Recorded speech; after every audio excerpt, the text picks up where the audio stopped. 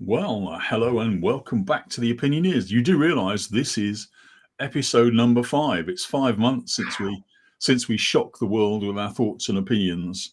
So, as regular listeners will know, we loosely discuss innovation and other things related to it.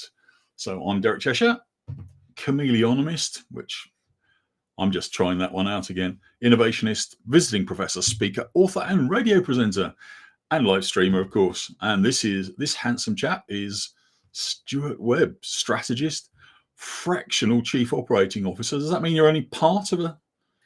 It means that the piece of work that I do is very definitely fractional.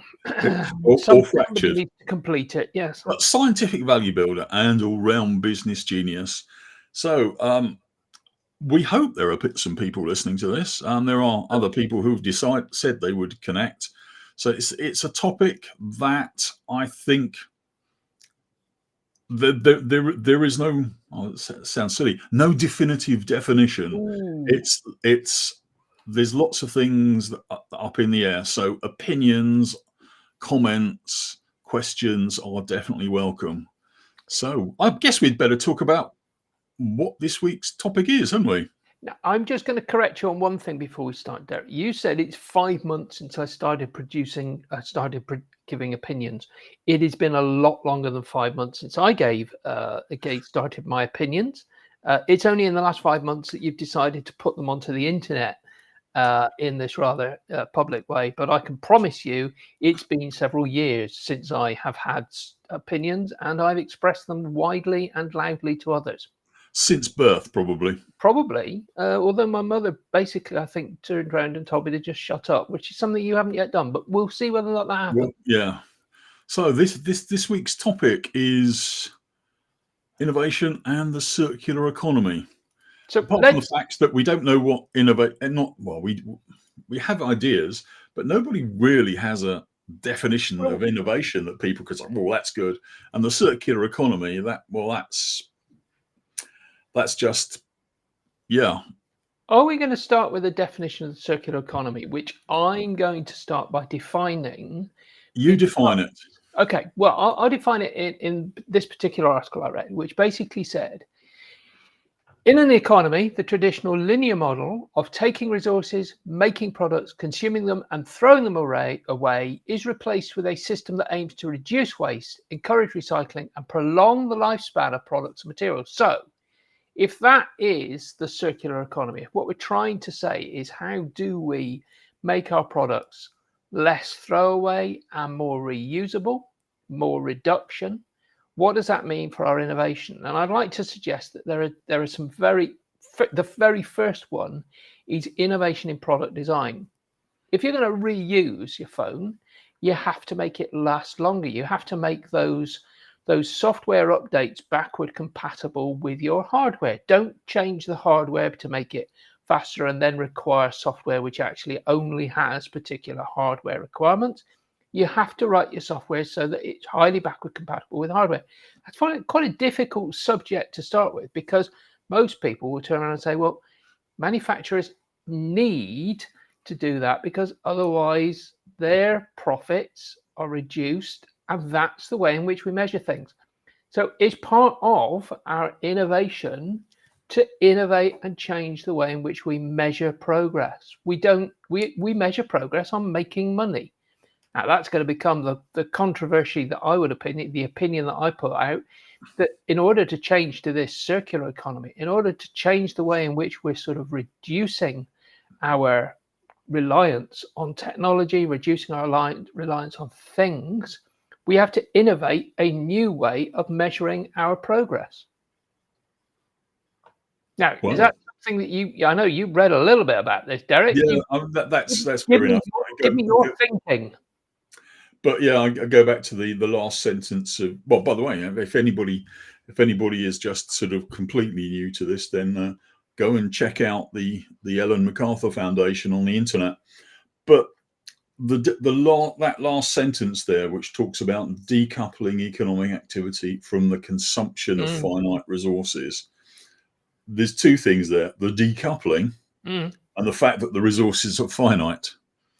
So the decoupling suggests, as what I suggested before, that we're going to need some sort of social innovation to change the way we think about the value, or the way we think about waste, the way we think about maybe using the output of one process to the input of another process, however that's done. But also the attitude of people generally to consumption, because all of the problems we have regarding the climate change are all traceable back to consumption.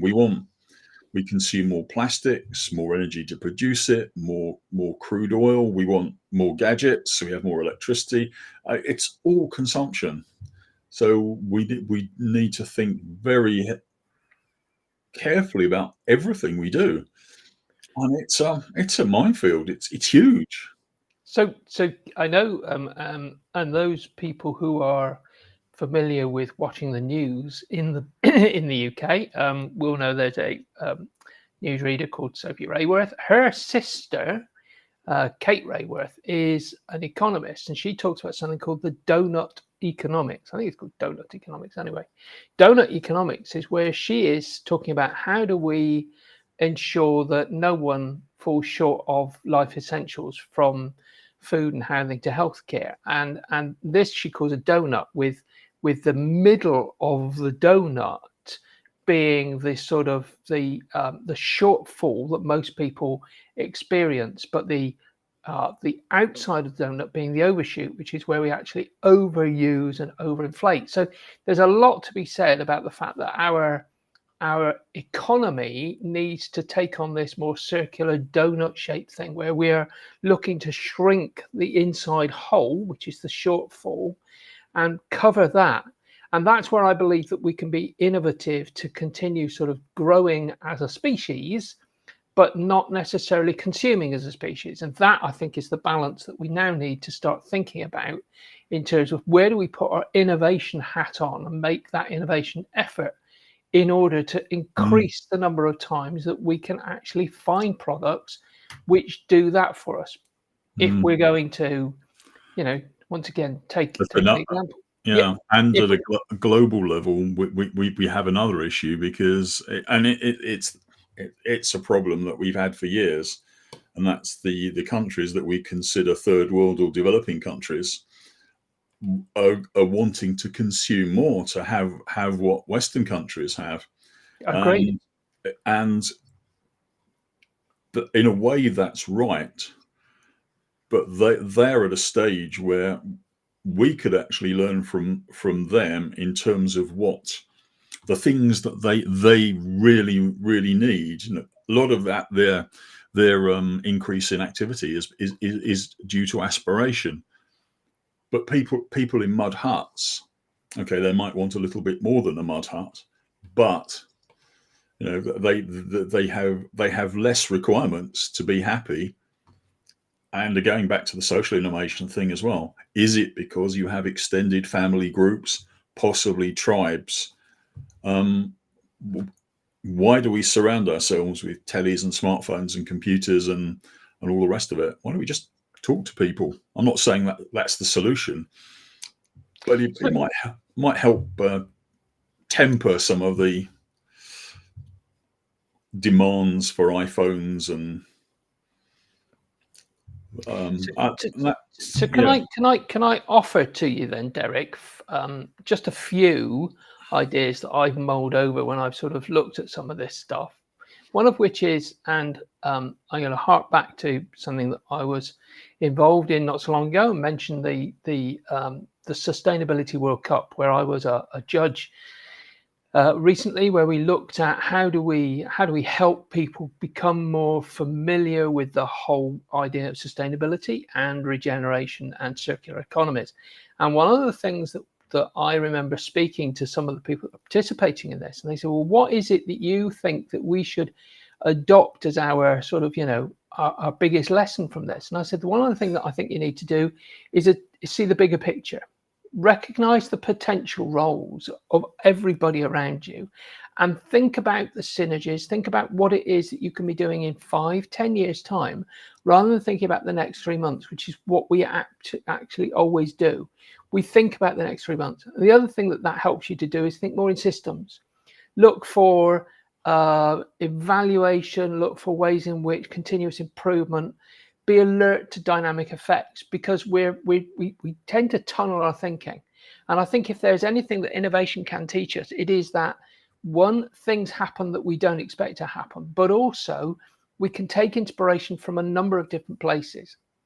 Give you an example. One of the things that we talked about during the Sustainability World Cup, there was somebody who was trying to solve a problem. The problem that they were trying to solve is ice on power lines. And they went for a walk in the woods during the summer. So this was not even at the time when there was a problem, but they knew they had to solve the problem for the coming season. And they watched a woodpecker banging away at a piece of wood, and they watched the wood vibrating. And their immediate thought was, if only I could get the power lines to vibrate like that, it would take the ice off the power line. And hence, in Sweden, during heavy snowstorms, they fly helicopters along the power lines in order for the downdraft to cause the power lines to vibrate and shake the ice off. Mm-hmm. That's just one example of how you start to think about what is the sustainability and circular economy. And I will answer, Andrew. Andrew, I've got your comment. I will send you a link. I put it into the episode, into the notes below. Sorry. No, that was rambled on there, Derek. I apologise. Yeah, that thing about the cables, that they've been using that now for a few years, I think, on the I'm not sure which one, but one of the 7 crossings that was used to be closed when there was ice on the bridge. And it is an example of how we have to think outside the box, that innovation around circular economy means not thinking of the traditional stuff. It means not doing what we would normally do. It means starting to think different, starting to think about longer term solutions, starting to take inspirations from outside of where you'd normally do it. You know, one of the, we talk about this, as innovationists, for want of a better word, as innovationists, we try and get people to innovate by going into different spaces. And it's a great way of doing it, because you have to take yourself out of your normal thinking space and put yourself into a different thinking space. So, go for a walk, go somewhere and imagine yourself in a different situation. So all of those things are something which you need to be doing on a day-to-day basis. Indeed. Go for a walk. As I always used to just tell people to do with creativity, is take a different route to work. Absolutely. I bizarrely, I've got about 3 or 4 different routes back from the gym in the car. Sounds terrible, doesn't it? Drive back from the gym in the car. But the point is, there are things that I've noticed or seen, independent shops that have opened that I wouldn't have noticed about, and all sorts of things like that. You just don't see if you do the same every day. And the other thing we need to think about is the fact that, because we are in a circular economy, your inputs and outputs can be linked to completely different, what should we say, other systems. Like, you can take your input from one company. I've heard of people, waste products from paint being processed and used, and the output has been something completely unrelated to paint. And the problem there is the value that's created, and where does it go? Because people want to create value. Yeah. You can't just have marketing kudos for being green. But a good example was one that came from a sadly deceased colleague in India, and one of the Indian university's business school alumni. He created a power company called Husk Power, Now, the farmers in the farmers in remote villages grew rice, and their big waste product was the husks. Excuse me. So what on earth do you do with tons and tons of these things when you've got lots of rice? The farmer would want some extra income, but if you were trying to generate power, where would you generate power from? Well, actually, you just, in this case, the easy way was to burn the husks to generate power. But then that had a knock-on effect, which was the villagers had electricity in their huts, which meant that the kids had electricity at night to do their homework by. So they in turn got better, exam grades and things like that. The whole thing had a knock-on effect, and that's the sort of wider thing. Is it's like added value at every stage. As long as you can add value at every stage, then it's win-win, really.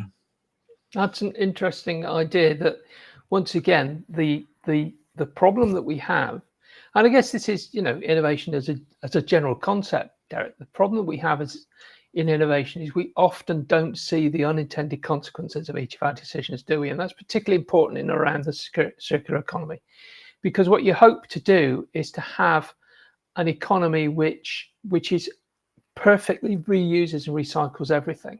But unfortunately, we see that, well, one, that's not possible. Physics just actually dictates that's not possible. So we can get into the science behind that. But the fact of the matter is that we often don't recognize the fact that by doing that, we are going to have impacts upon traditional economics. And we get back to the problem that needs to drive this more than anything else is some of that thinking about how do we change society, how do we change people's perceptions of growth, and how do we fund some of this, because it's going to be very difficult to justify doing some of that when a lot of the world's GDP, a lot of the world's innovation and business drive is around making a product and then throwing it away.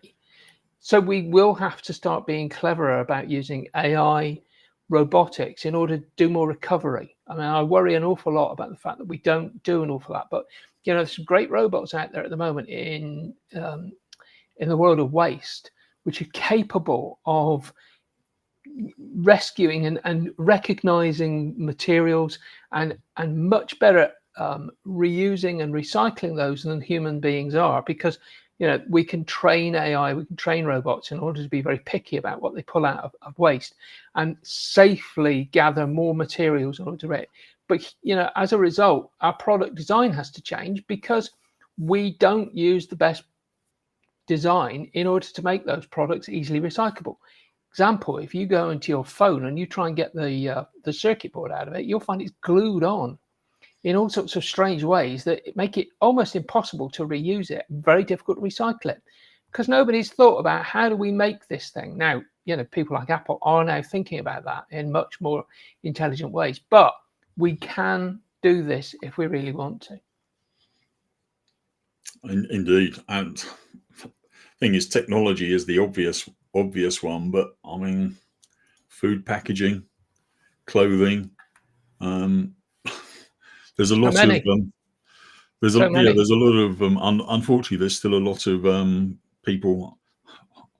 I hope there's no females listening, because I'll get You're going to get into trouble with us, Derek. Yeah, probably.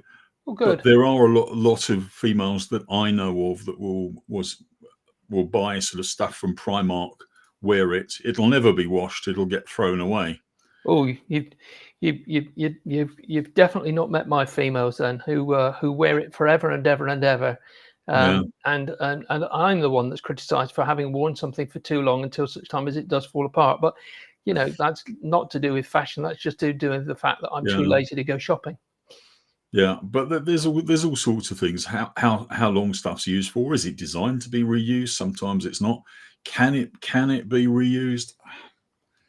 Most of it can be. It's just all sorts of things that we would just, well, we have problems to solve. But the other thing is, there are so many things thrown away that could have uses for, like, I mean, one of the obvious things that we have up in this part of the world is the use of fleeces from sheep. It's not economical to shear a lot of sheep unless their fleeces are used for high quality wool. But the fleeces from all sorts now are being baled up and used to stem the flow of water up on the moors to stop lots of water and the degradation of the peat bogs and things. Yeah. So, I've seen wool actually being woven into strong ropes, and when they snap, you just recycle them. Yeah. That's probably something you shouldn't be using unless you are very sure that the mountain you're climbing is not more than 2 feet off the ground, I presume. Yeah, you wouldn't use you wouldn't use a rope. I mean, they are strong. They will take a lot of tension, but yeah, imagine if either of us fell off a mountain, then you wouldn't want a woolen rope. You would want something with a bit of give in it, and but yeah. There's an extraordinarily good reason why I am not up a mountain, Derek. It's got something to do with the fact that I don't know. My legs are only just strong enough to hold my weight up, let alone dangling from one fingernail whilst grasping for something sort of well out of my reach. Yeah, indeed. So there we go. So I can't remember. Did we mention social innovation? I think we. I think we mentioned social innovation. I think we mentioned social innovation. We've opined on social innovation. We have. So social innovation, product innovation, design innovation, innovation, and the circular economy are inexplicably linked. And these are all opinions that we should come back to on a regular basis. They are.